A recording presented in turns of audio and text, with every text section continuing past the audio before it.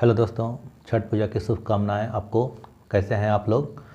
Math गुरु में आपका दोबारा फिर से स्वागत है। आज हम लोग जो पढ़ेंगे वो लाभ हानि का पार्ट 4 पढ़ेंगे। यानी 3 पार्ट हमने करवा दिया है, जिसमें कि बहुत सारे वैसे प्रश्न हैं जो कि एग्ज़ाम में पूछे जा रहे हैं, और भी पार्ट इसका है, तो इसको पार्ट बाय पार्ट करके इसको हम लोग देखेंगे। तो चलिए अब नेक्स्ट पार्ट होगा, यानी चौथा पार्ट का जो सवाल होगा आज हम लेके आए हैं। तो चलिए स्टार्ट करते हैं। चलिए क्वेश्चन देखिए। बोलता है कि 150 आम बेचने पर एक दुकानदार को 30 आम के विक्रय मूल्य के बराबर लाभ होता है। देखिए क्वेश्चन बहुत ही अच्छा क्वेश्चन है और एग्जाम में पूछा जाता है इसको कि 150 आम बेचने पर एक दुकानदार को 30 आम के विक्रय मूल्य के बराबर लाभ होता है, तो उसका लाभ प्रतिशतता क्या होगा। देखिए बहुत ही अच्छा क्वेश्चन। ऐसे प्रश्नों को आराम से बनाइए, कोई टेंशन नहीं लेना है, ठीक है। सीधा क्या करना है इसमें, 150 आम बेचने पर, देखिए आप मान लीजिए कि एक आम का विक्रय मूल्य 1 रुपया है, इसको सीधा आप इसको पैसा में चेंज कीजिए। 150 आम बेच रहे हैं तो डायरेक्ट इसको एसपी आप मानिए। एसपी हमारा कितना हो गया 150। दुकानदार को 30 आम के विक्रय मूल्य के बराबर लाभ होता है। क्योंकि एक आम का हम विक्रय ही मूल्य मान लिए थे 1 रुपया, तो मान लेते हैं कि इसका पैसा ही इतना लग रहा है, तो एसपी हमारा 150 हो गया और लाभ हो रहा है 30 आम के बराबर। यानी हमारा जो लाभ हो रहा है वो 30 का हो रहा है, ठीक है। तो अब हमको क्या निकालना है, तो लाभ प्रतिशतता निकालना है। तो आपको पता होगा कि लाभ का जो सूत्र होता है वो क्या होता है, एसपी माइनस सीपी होता है। ये हम बता चुके हैं। तो लाभ हमारा कितना का है, तो 30 का। अब हमारा एसपी देखिए हमारा 150 है और माइनस सीपी होगा। इसको इधर कीजिए, तो सीपी का जो मान होगा वह 150 में 30 चला जाएगा तो कितना बचेगा, 120 बचेगा। यानी 120 हमारा सीपी हो गया। आप देखिए लाभ परसेंटेज निकालने बोला जा रहा है, तो लाभ कितना का हुआ है, तो लाभ हुआ है हमारा 30 का। तो 30 को ऊपर लिखिए और नीचे हमेशा सेलिंग कॉस्ट प्राइस को रखा जाता है, और हमारा कॉस्ट प्राइस कितना है 120, और गुना कर दीजिए इसको 100 से, ठीक है। इसको काटिए 4 बार में और इसको काटिए 25 बार में। यानी हमारा जो लाभ परसेंटेज होगा वह कितना के बराबर होगा, 25% के बराबर होगा, ठीक है। तो इस तरह से क्वेश्चन को हम आसानी से सॉल्व कर सकते हैं।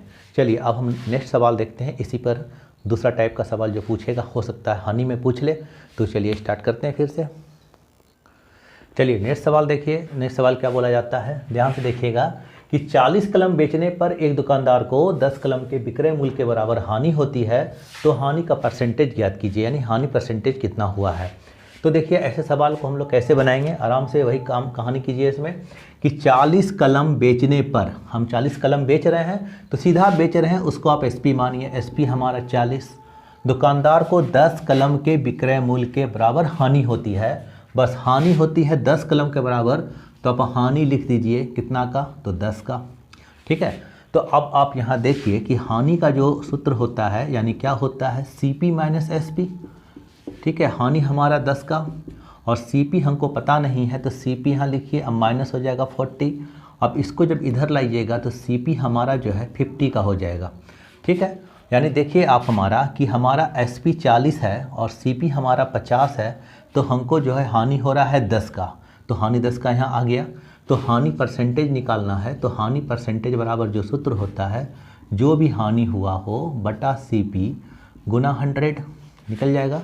तो अब हानि कितना का, तो 10 का, और सीपी हमारा कितना है 50, और गुना कितना कीजिएगा, इतना 2 बार में, 10 दूनी 20, यानी 20% का हमारा हानि हो रहा है। तो इस तरह का प्रश्न को है आसानी से हम लोग बना सकते हैं, और एग्ज़ाम में ऐसे प्रश्न प्राय पूछे जा रहे हैं और बराबर पूछता भी है इसको। तो देखिए कितना आसान से बना। तो चलिए अब इसका अगला टाइप देखते हैं, यानी लाभ हानि का जो अब नेक्स्ट जो टाइप होगा जिससे कि एग्ज़ाम में आता है क्वेश्चन, उसको देखते हैं। देखिए अगला क्वेश्चन जो है बहुत ही इम्पोर्टेंट सवाल है ये, और ख़ास करके सीजीएल वालों के लिए जो एसएससी का सीजीएल का तैयारी करते हैं या फिर डाटा एंट्री ऑपरेटर एलडीसी का तैयारी करते हैं इंटर लेवल का, तो उसमें ये क्वेश्चन जो है एसएससी में प्राय ये क्वेश्चन पूछे जाते हैं।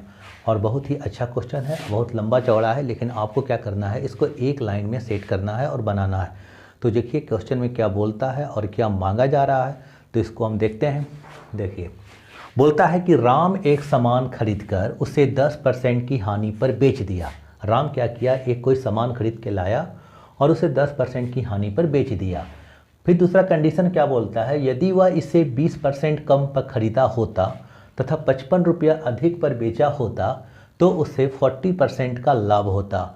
तो वस्तु का क्रय मूल्य ज्ञात कीजिए। देखिए इसमें 2-3 तो क्वेश्चन इसमें मिला हुआ है और इसमें बस थोड़ा सा घुमा दिया गया क्वेश्चन को। और अब इसका मेन थीम को पकड़िए कि बार बार इसमें बेचने का जिक्र कर रहा है, बार बार वस्तु को बेचने का जिक्र कर रहा है, तो हम इसको बेचना है हमको, तो इसको बेचने पर ही हम लेके चलते हैं सवाल को। तो देखिए क्वेश्चन आप बेचने का बाद जहाँ आता है तो SP बराबर सूत्र क्या होता है हमारा, CP 100 plus R minus plus minus 100, जब लाभ हुआ तो प्लस और जब हानि हुआ तो यहाँ माइनस लेना है। बस यही कंडीशन पर हम लोग को चलना है। तो देखिए राम का बोलता है कि वस्तु का मेन क्वेश्चन हमारा मांगा जा रहा है वस्तु का क्रय मूल्य ज्ञात करें, यानी वस्तु का CP ज्ञात कीजिए। तो हमको कैसे करना है, तो मान लीजिए आप सपोज के लिए कि CP हमारा जो है X है, सपोज के लिए क्या मान लिए, CP हमारा X है और इसी को हमको ज्ञात करना है। आप कंडीशन पे इसको बैठाइए कि राम एक सामान खरीद कर उसे 10% की हानि पर बेच दिया। मान लीजिए X रुपया में खरीद के लाया और 10% की हानि पर बेच दिया, तो बेचा तो क्या कीजिएगा, सूत्र लगाइएगा SP वाला, ये वाला, तो CP हमारा X हो गया और 10% हानि पर बेचा तो 100 माइनस 10 90/100, ये अब सामान बिक गया है। ठीक है, चलिए अब कंडीशन क्या बोलता है कि यदि वह इसे 20% कम में खरीदा होता, पहले वो राम जो है इसको X रुपया में खरीद रहा था, अब कंडीशन अप्लाई हो गया है कि इसको अगर वह 20% कम में खरीदता, तो मान लीजिए पहले X रुपया में खरीदा, अब जो इसको खरीदा होगा वह 20% कम में खरीदा होगा तो इसका 80% में ही इसको खरीदा होगा। यानी अब नया जो हमारा CP बनेगा, CP हमारा क्या बनेगा, X का 80%, तो अब हमारा ये CP बन गया। और बोलता है अब हम इसको 55 रुपया अधिक में बेचा होता, यानी खरीदा था पहले X में, अब इसको कम में खरीदा और ज़्यादा दाम में बेचता, 55 रुपया और बढ़ा के बेचता। पहले इतना में बेचा जा रहा था और 55 रुपया और लेके बेचता कब, जब 20% कम में खरीदा, तो ये इसका CP हो गया इधर।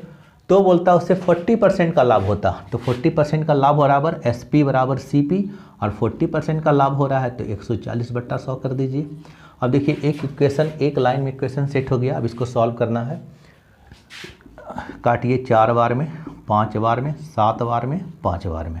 ठीक है, तो अब क्या करना है, ये पार्ट को उधर ले जाना है, ये भी कट गया इससे। चलिए तो ये हो गया 55 और इधर हो गया कितना, और 56x और नीचे 25 हो जाएगा और ये इधर कितना हो जाएगा जाके 9x/10 हो जाएगा। तो अब देख रहे हैं आराम से, कोई दिक्कत नहीं क्वेश्चन में। अब आपको 25 और 10 का एलसीएम निकालना है, तो कितना आएगा, तो एलसीएम आएगा 50 का आएगा। अब इसको इससे डिवाइड कीजिएगा 2 बार में, होगा ना, 2 बार में हो जाएगा। चलिए 56 दूनी, अब 56 को 2 को क्या कीजिएगा, 56 से गुना कर दीजिएगा, तो 12 के 2 10 के 11 112 हो जाएगा। ये x हो गया, इसको इससे भाग दीजिएगा, इसको इससे भाग दीजिएगा तो 5 बार में 9 × 5 = 45 हो गया x, और ये बराबर क्या देगा हमारा 55 देगा। तो अब मेरा क्या हो गया, 112 में 45 घटा दीजिए, तो 12 में से 5 गया 7 और 10 6, 1 मिनट, 12 में से 5 के, थोड़ा सा 1 मिनट मिस्टेक हो रहा है कहीं। देखिए थोड़ा सा गुना करने में प्रॉब्लम हो गया था, यहाँ हम 56 कर दिए थे, कितना हो जाएगा 7 चौक 28 हो जाएगा। इधर हो जाएगा 9x/10 प्लस 55, इधर 7 चौक 28x और नीचे कितना हो जाएगा 25 हो जाएगा। चलिए यहाँ उसके बाद अब 55 बराबर हम लिख सकते हैं, कितना हो जाएगा, तो इन दोनों का एलसीएम, अब इसको जब इधर लाइएगा तो हो जाएगा 28x/25। ठीक है, चलिए 25 हो गया और इधर हो गया जाके कितना 9x/10 हो गया। चलिए यहाँ तक आ रहा। अब यहाँ से थोड़ा सा मिटाते हैं इसको। देखिए अब ये दोनों का एलसीएम लीजिएगा तो ये दोनों का एलसीएम कितना आएगा, तो आएगा कितना 50 आएगा, और 50 जब इसका एलसीएम आ गया तो इसको इससे देगा 2 बार, 28 दूनी हो जाएगा 56 जाके x, और माइनस इधर हो जाएगा 5 बार में 9 × 5 = 45x हो जाएगा, और ये बराबर 55 देगा। अब देखिए अब 11x बचेगा, नीचे 50 और बराबर 55, ये कटेगा कै बार में, 5 बार में, तो x का जो मान आएगा वो कितना हो जाएगा 250। इस तरह हमारा आंसर जो हो जाएगा वो 250 का हो जाएगा। चलिए इसका आंसर कितना हो गया, आंसर हो गया 250। चलिए नेक्स्ट सवाल देखते हैं हम लोग इसी पर। चलिए अगला सवाल देखिए, इसी पर आधारित है क्वेश्चन। क्या बोलता है, एक व्यक्ति कोई सामान 25% लाभ पर बेचा होता, अगर वह इसे 25% कम में खरीद कर 25 रुपया कम में बेचा होता, ठीक है, तो उससे 25% का लाभ होता, तो वस्तु का क्रय मूल्य ज्ञात कीजिए। देखिए सेम टाइप का इसके पहले का जो क्वेश्चन था उसी पर आधारित क्वेश्चन है। तो देखिए क्या होगा, कैसे बनेगा। तो मान लेते हैं हमारा शुरुआती CP जो था, CP हमारा शुरुआत में x था, ठीक है, यही x मान लिए हम। अब इसको कंडीशन पर अप्लाई कीजिए, एक व्यक्ति कोई सामान को 25% लाभ पर बेचता है, तो x रुपया का क्रय मूल्य और इसको 25% लाभ पर बेचा, तो इतना में बेचा इसको। उसके बाद है अगर वह उसे 25% कम में खरीदा, पहले इतना में खरीद रहा था, अब इसको यह 25% कम में खरीदा, तो अब इसका मूल्य इतना हो जाएगा, ठीक है। और 25 रुपया कम में बेचा होता, तो 25 रुपया कम में बेचा होता, तो 25 रुपया कम, पहले इतना में बेच रहे थे, 25 रुपया कम में बेचे, तो क्या होता, तो उससे 25% का लाभ होता, तो उससे 25% का लाभ होता, इसका मतलब 125/100। अब इसको सॉल्व कीजिए, ये हो जाएगा 5 बार में, ये हो जाएगा 4 बार में, 25 के पहाड़ा से, ये हो जाएगा 3 बार में, और ये हो जाएगा 4 बार में, ये 5 बार में और ये 4 बार में। चलिए बढ़िया से गुना करेंगे इसको। अब ये हो जाएगा कितना, 5x/4 - 25। चलिए इधर हो जाएगा 5 दिया 15x, और नीचे कितना हो जाएगा 16 हो जाएगा। आपको क्या करना है, फिर इसको आप इधर उधर कीजिए। चलिए क्या करना है, ये हो जाएगा 5x/4 - 15x/16 बराबर 25। एलसीएम इसका 16 ही आएगा। इसको इससे भाग दीजिएगा क्या बार में, तो कटेगा 4 बार में, 4 पंचे 20x हो जाएगा, और ये 15x ही हो जाएगा, ये बराबर 25। अब देखिए 20 में से 15 गया तो 5x, और नीचे कितना हो जाएगा 16 बराबर 25, ये 5 इससे कट जाएगा, और x का 16 पच्चे 80 आंसर, और ये हमारा जो क्रय मूल्य होगा वह 80 के बराबर होगा। तो इस तरह का क्वेश्चन को हम आसानी से सॉल्व कर सकते हैं। तो चलिए आज के लिए इतना ही। अगर आपको हमारा वीडियो अच्छा लग रहा है तो कृपया करके मेरे वीडियो को लाइक कीजिए और दोस्तों में शेयर कीजिए और सब्सक्राइब कर लीजिए।